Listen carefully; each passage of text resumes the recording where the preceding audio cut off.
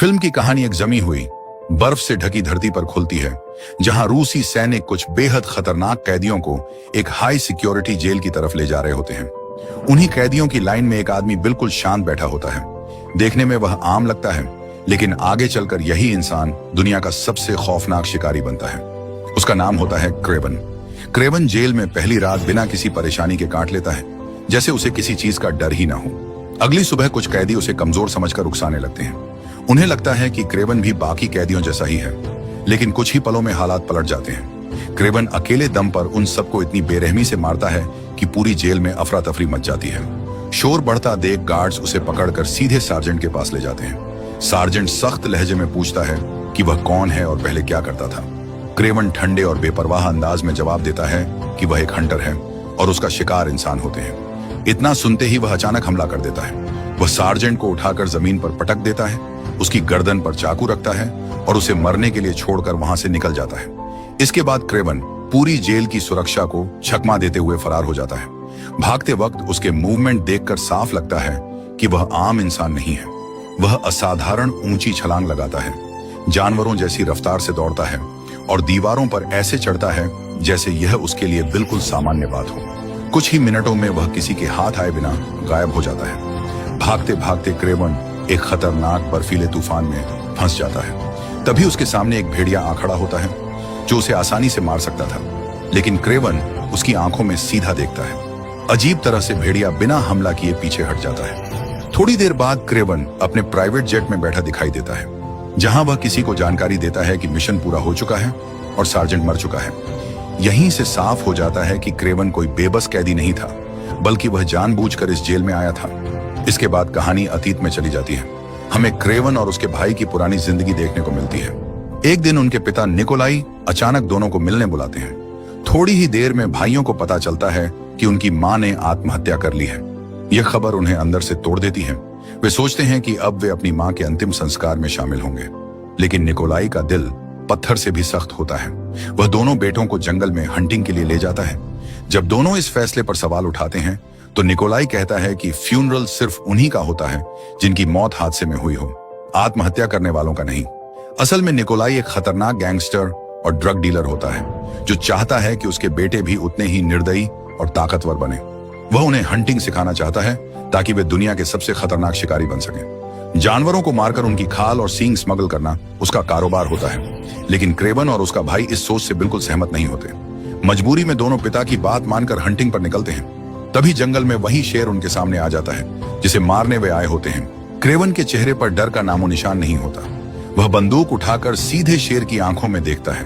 कुछ पलों के लिए शेर भी शांत पड़ जाता है। क्रेवन चाहे तो उसी वक्त उसे मार सकता था, लेकिन उसका मन ऐसा करने से इनकार कर देता है। तभी पीछे से निकोलाई गोली चला देता है। गोली लगते ही शेर बेकाबू हो जाता है और सीधे क्रेवन पर झपट पड़ता है। शेर क्रेवन को पकड़कर काफी दूर तक घसीटता है। निकोलाई उसे बचाने के लिए लगातार गोलियां चलाता है, लेकिन शेर नहीं रुकता। आखिरकार वह क्रेवन को एक जगह पटक देता है और वहां से चला जाता है।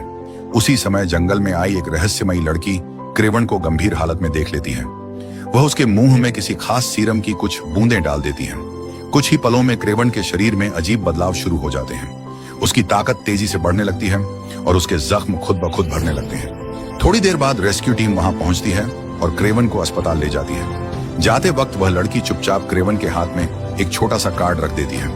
हॉस्पिटल में क्रेवन की हालत बेहद नाजुक होती है। डॉक्टर उसे बचाने की पूरी कोशिश करते हैं, लेकिन हालात इतने बिगड़ जाते हैं कि कुछ देर के लिए उसे मृतक घोषित कर दिया जाता है। लेकिन कुछ ही मिनटों बाद सबके सामने चमत्कार हो जाता है। क्रेवन अचानक सांस लेने लगता है और होश में आ जाता है। आंख खुलते ही उसकी नजर अपने हाथ में पकड़े उस छोटे से कार्ड पर जाती है। तभी हॉस्पिटल में निकोलाई और क्रेवन का भाई भी पहुंच जाते हैं। भाई अपने सामने क्रेवन को जिंदा देखकर बेहद खुश हो जाता है। क्रेवन की जान तो बच जाती है, लेकिन उसका शरीर अभी पूरी तरह संभला नहीं होता। इसके बावजूद निकोलाई जबरदस्ती उसे हॉस्पिटल से घर ले आता है। घर पहुंचते ही वह क्रेवन को एक ऐसा सरप्राइज दिखाता है जिसे देखकर उसका दिल बैठ जाता है। सामने वही शेर मरा पड़ा होता है जिसने जंगल में उस पर हमला किया था। यह दृश्य क्रेवन को अंदर तक तोड़ देता है। गुस्से और दर्द में वह अपने पिता से कहता है कि शेर को मारना गलत था। यह बात सुनकर निकोलाई और भड़क जाता है और गुस्से में क्रेवन को खुद से दूर कर देता है। क्रेवन चुपचाप अपने कमरे में जाता है, अपना जरूरी सामान पैक करता है और उस कार्ड को भी अपने पास रख लेता है। उसी रात वह बिना किसी को बताए घर छोड़ देता है। उसका भाई उसे जाते हुए देख लेता है और रोकने की कोशिश करता है, लेकिन क्रेवन नहीं रुकता। क्रेवन उस जगह पहुंचता है जहां उसकी मां उसे बचपन में अक्सर लाया करती थी। जंगल में कदम रखते ही कई बैल उसकी तरफ दौड़ते हुए आते हैं। डर के मारे क्रेवन आंखें बंद कर लेता है, लेकिन हैरानी की बात यह होती है कि कोई भी बैल उसे नुकसान नहीं पहुंचाता। जब वह आंखें खोलता है तो देखता है कि एक बैल उसके सामने खड़ा होकर उसकी रक्षा कर रहा है। आगे बढ़ते हुए क्रेवन उस खूबसूरत जगह तक पहुंचता है जहां वह रहने लगता है। जंगल उसका घर बन जाता है और जानवर उसका परिवार। एक दिन वह देखता है कि एक हिरण पूरी तेजी से भाग रहा है। क्रेवन भी उसके पीछे दौड़ पड़ता है। तभी उसे एहसास होता है कि अब उसके अंदर कुछ बदल चुका है। वह हिरण की तरह तेज दौड़ सकता है, शेर जैसी ताकत रखता है और बंदरों की तरह ऊंचे पेड़ों पर छलांग लगा सकता है। इन सब के बीच उसे एक अजीब सा सुकून महसूस होता है। उसे लगता है कि यही उसकी असली दुनिया है। एक दिन वह देखता है कि जंगल में 2 शिकारी घुसे हुए हैं और उन्होंने कई जानवरों को बेरहमी से मार डाला है। यह देखकर क्रेवन का खून खौल उठता है। वह उनके पास जाकर कहता है कि उन्हें ऐसा नहीं करना चाहिए था, लेकिन शिकारी उसकी बात सुनने के बजाय उस पर बंदूक तान देते हैं। यही वह पल होता है जब क्रेवन पूरी तरह बदल जाता है। वह दोनों पर हमला कर देता है और इतनी बेरहमी से उन्हें मारता है कि कोई भी जिंदा नहीं बचता। उसी दिन क्रेवन फैसला कर लेता है कि अब वह किसी भी हंटर को माफ नहीं करेगा। कहानी फिर से वर्तमान समय में लौटती है। जेल से निकलने के बाद क्रेवन दोबारा रूस की उसी सेंचुरी में आ चुका होता है जहां उसने अपनी जिंदगी का एक लंबा वक्त बिताया था। अगली सुबह अचानक उसे गोलियों की आवाज सुनाई देती है। तभी वह समझ जाता है कि आज फिर कुछ नए शिकारी यहाँ शिकार करने आए हैं। ये लोग कई जानवरों को मारकर उन्हें गाड़ी में भर चुके होते हैं और वहां से निकलने ही वाले होते हैं। यह नजारा देखकर क्रेवन को गुस्सा आ जाता है और वह उन्हें रोकने की कोशिश करता है। उनका लीडर क्रेवन को धमकाता है और कहता है कि रास्ते से हट जाओ वरना ट्रक तुम्हें कुचल देंगे, लेकिन क्रेवन पीछे नहीं हटता। ट्रक चल पड़ते हैं और तभी क्रेवन चलती गाड़ियों में कूद जाता है। ट्रकों के बीच ही जबरदस्त लड़ाई शुरू हो जाती है, लेकिन वह लीडर की गाड़ी को रोक नहीं पाता। हालांकि जाते जाते वह गाड़ी का नंबर ध्यान से देख लेता है। उसी दौरान उसे एक डायरी हाथ लगती है जिसमें कई शिकारियों के नाम लिखे होते हैं। उस लिस्ट को देखते ही वह फैसला करता है कि जिन जिन लोगों के नाम इस डायरी में हैं, अब उनका अंत तय है। उसका मकसद साफ होता है कि आगे से कोई भी बेगुनाह जानवरों का शिकार न कर सके। दूसरी तरफ कहानी में क्लिप्सो को दिखाया जाता है जो अब एक वकील बन चुकी होती है। आज उसकी एक करीबी दोस्त का अंतिम संस्कार होता है जिसे जबरदस्ती और बेरहमी से सार्जेंट नाम के आदमी ने मार दिया था। यही सार्जेंट वही इंसान है जिसे क्रेवन ने जेल के अंदर खत्म किया था। कुछ समय बाद क्रेवन खुद क्लिप्सो के सामने आता है और बताता है कि वह वही शख्स है जिसकी जान उसने कभी जंगल में बचाई थी। दरअसल उस दिन क्लिप्सो वहां एक टैरो कार्ड छोड़ आई थी। क्रेवन ने उसी कार्ड के जरिए उसे पहचान लिया था। वह क्लिप्सो को बताता है कि मैंने तुम्हारी दोस्त के कातिल से बदला ले लिया है और जेल में जाकर उसे मार दिया। शुरुआत में क्लिप्सो उसकी बातों पर भरोसा नहीं करती, लेकिन घर पहुंचकर जब वह इंटरनेट पर सर्च करती है तो उसे पता चलता है कि सार्जेंट को जेल में किसी अज्ञात हंटर ने मार दिया है जिसे लोग बुरे लोगों का शिकार करने वाला कहते हैं। अब क्लिप्सो को क्रेवन की बात सच लगने लगती है। इसके बाद वह दोबारा क्रेवन से मिलने जाती है। क्रेवन उसे बताता है कि उसके पास एक लिस्ट है जिसमें उन लोगों के नाम हैं जो गलत धंधे करते हैं, मासूम जानवरों को मारकर उनका सौदा करते हैं और कानून जिनका कुछ नहीं बिगाड़ पाता। वह कहता है कि मैं ऐसे सभी लोगों को सजा देना चाहता हूँ। तुम एक वकील हो, इसलिए मैं चाहता हूँ कि तुम मुझे ऐसे अपराधियों के बारे में बताओ जो सिस्टम से बच निकलते हैं। क्रेवन की बात सुनकर क्लिप्सो उसके साथ खड़े होने का फैसला कर लेती है। इसके बाद सीन कट होता है। अब वही लीडर अपने ऑफिस में अपने बॉस से मिलने पहुंचता है। वह अपने काम की रिपोर्ट देने आया होता है, लेकिन जैसे ही वह पीछे मुड़ता है उसके पैरों तले जमीन खिसक जाती है। सामने उसका बॉस नहीं बल्कि क्रेवन खड़ा होता है। वह आदमी हैरान रह जाता है कि क्रेवन उससे पहले यहाँ कैसे पहुंच गया। सच्चाई ये होती है कि क्रेवन न सिर्फ पहले पहुंच चुका था बल्कि आते ही उसने उसके बॉस को भी मार दिया था। क्रेवन शांत आवाज में उससे पूछता है कि वह किस तरह मरना चाहता है। फिर वह अपनी डायरी निकालता है और देखता है कि उसका नाम उस लिस्ट में है या नहीं। उस डायरी में उन सभी बुरे लोगों के नाम लिखे होते हैं जिन्हें क्रेवन खत्म करना चाहता है। जैसे ही वह उस आदमी का नाम काटता है वह गन उठाता है और उसे गोली मार देता है। इसके बाद क्रेवन बेरहमी से कमरे से बाहर निकल जाता है। दरवाजे पर दोनों लाशें लटकी हुई नजर आती हैं। दूसरी ओर कहानी में उसी शिकारी को दिखाया जाता है जिसका नाम एलेक्सी होता है। यही वो इंसान है जो कभी क्रेवन के पिता के पास आया था और साथ मिलकर शिकार करने का प्रस्ताव रखा था, लेकिन उस वक्त क्रेवन के पिता ने उसे ठुकरा दिया था। अब एलेक्सी को उसका एक आदमी बताता है कि कोई हंटर नाम का शख्स है जो लगातार शिकारियों को मार रहा है। लेकिन यह बात एलेक्सी को बिल्कुल भी परेशान नहीं करती। वह सीधे जेल जाता है और वहां उन लोगों से मिलता है। एलेक्सी उनसे कहता है कि अब उनका लीडर मारा जा चुका है, इसलिए उसकी जगह वह खुद लेना चाहता है। कुछ लोग उसकी बात मान लेते हैं, लेकिन कुछ उसके खिलाफ खड़े हो जाते हैं और उस पर गोलियां चला देते हैं। हैरानी की बात यह होती है कि गोलियों का उस पर कोई असर नहीं होता। वहीं पहले से छुपा हुआ एलेक्सी का शूटर बाहर आता है और उन सभी लोगों को मार देता है जो उसे अपना नया लीडर मानने को तैयार नहीं थे। इसके बाद कहानी वापस क्रेविन की तरफ आती है। वह अपने छोटे भाई से मिलने जाता है क्योंकि आज उसका जन्मदिन होता है। वहीं उसके पिता भी आ जाते हैं और क्रेविन से कहते हैं कि अब घर लौट आओ और फैमिली बिजनेस संभालो, लेकिन क्रेविन साफ मना कर देता है। इसके बाद तीनों साथ बैठकर ड्रिंक करते हैं। अगली सुबह जब क्रेविन अपने भाई के कमरे में जाता है तो वह उसे वहां नहीं पाता। बेडशीट पर खून के निशान होते हैं।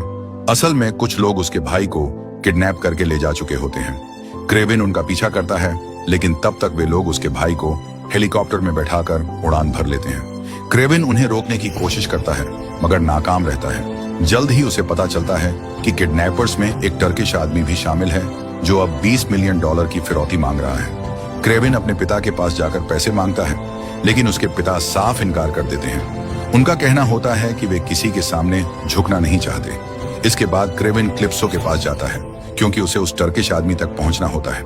उन्हें एक आदमी से पता चलता है कि वह फिलहाल कहां मौजूद है। क्रेविन वहां पहुंचता है जहां उस आदमी के कई साथी भी होते हैं, लेकिन कोई भी क्रेविन के सामने टिक नहीं पाता। वह लड़ते हुए सीधे उस टर्किश आदमी तक पहुंच जाता है और अपने भाई के बारे में पूछता है। वह बताता है कि इस वक्त क्रेविन का भाई एलेक्सी के पास है। इसके बाद कहानी में एलेक्सी को दिखाया जाता है जिसके पास क्रेविन का भाई कैद होता है। एलेक्सी उससे कहता है कि वह उसका साथ दे। वह यह भी बताता है कि क्रेविन बहुत जल्द अपने पिता को मारने वाला है और अगर वह उसके साथ आ जाए तो उसे खास ताकत दी जाएगी। यह सुनकर क्रेविन का भाई दुविधा में पड़ जाता है। उधर क्रेविन क्लिप्सो को साथ लेकर अपनी उस जगह पर पहुंचता है जहां वह पिछले 16 सालों से रह रहा होता है। यहाँ उसने कई तरह के हथियार तैयार कर रखे होते हैं। वह किसी भी हाल में एलेक्सी को मारना चाहता है। तभी अचानक एलेक्सी के आदमी वहां पहुंच जाते हैं। दरअसल क्रेविन के छोटे भाई ने ही उसका ठिकाना एलेक्सी को बता दिया था। अब बहुत सारे लोग क्रेविन को मारने के लिए आ जाते हैं, लेकिन जंगल के जानवर भी उसकी मदद करते हैं क्योंकि वे उसे अपना राजा मानते हैं। इसी बीच वहां एक ऐसा आदमी भी होता है जो लोगों को हिप्नोटाइज कर सकता है। वह क्रेविन को अपने वश में कर लेता है, लेकिन इससे पहले कि वह उसे ले जाए, क्लिप्सो उस आदमी को मार देती है और क्रेविन होश में आ जाता है। इसके बाद एलेक्सी को दिखाया जाता है जो अपने लोगों के साथ उसी सेंचुरी में आता है। उसे पूरा यकीन होता है कि अब तक क्रेविन मारा जा चुका होगा। तभी अचानक वह देखता है कि जानवरों का एक विशाल झुंड उसकी तरफ हमला करने आ रहा है। अपनी जान बचाने के लिए एलेक्सी अपना रूप बदल लेता है और एक राइनो में तब्दील हो जाता है। असल में उसके अंदर भी राइनो जैसी ताकत होती है, जिसकी खाल इतनी मजबूत होती है कि कोई हथियार उसे नुकसान नहीं पहुंचा सकता। इसी दौरान क्रेविन भी वहां पहुंच जाता है और उस पर हमला करता है। शुरुआत में उसके सारे वार बेअसर रहते हैं। दरअसल एलेक्सी को यह ताकत एक खास सीरम से मिली होती है जिसे वह शरीर के एक खास हिस्से में इंजेक्ट करता है। क्रेविन को उस जगह के बारे में पता होता है और वह वहीं वार करता है। इसी वार से एलेक्सी मारा जाता है। इसके बाद क्रेविन का भाई भी वहां आ जाता है। क्रेविन उसे समझाता है कि वे दोनों भाई हैं और उन्हें साथ रहना चाहिए। इसके बाद कहानी में दिखाया जाता है कि क्रेविन अपने पिता से मिलने जाता है। वह कहता है कि आपने बहुत से जानवरों का शिकार किया है और मेरी लिस्ट में आपका नाम भी शामिल है। मैं चाहता हूं कि आप ये सब छोड़ दें। लेकिन उसके पिता कहते हैं कि वे जिंदगी भर शिकारी रहे हैं और एक शिकारी की तरह ही मरेंगे, चाहे क्रेविन उन्हें मार ही क्यों न दे। क्रेविन वहां से चला जाता है और तभी एक भालू आकर उसके पिता को मार देता है। यह सब क्रेविन की ही मर्जी से होता है। 1 साल बाद हमें दिखाया जाता है कि क्रेविन फिर से अपने भाई के जन्मदिन पर आता है। वह कहता है कि उसे उस पर गर्व है क्योंकि उसने पिता का रास्ता नहीं चुना, लेकिन उसका भाई कहता है कि यह गलतफहमी है। वह अपने खानदानी काम से पीछे नहीं हट सकता और बेहतर यही होगा कि क्रेविन उसके रास्ते में न आए। इतना कहते ही वह अपना रूप बदल लेता है और बिल्कुल क्रेविन जैसा दिखने लगता है। असल में उसे भी उसी डॉक्टर ने एक सीरम दिया होता है जिसने एलेक्सी को राइनो की ताकत दी थी। यह सीरम इंसान के अंदर छुपी ताकतों को कई गुना बढ़ा देता है।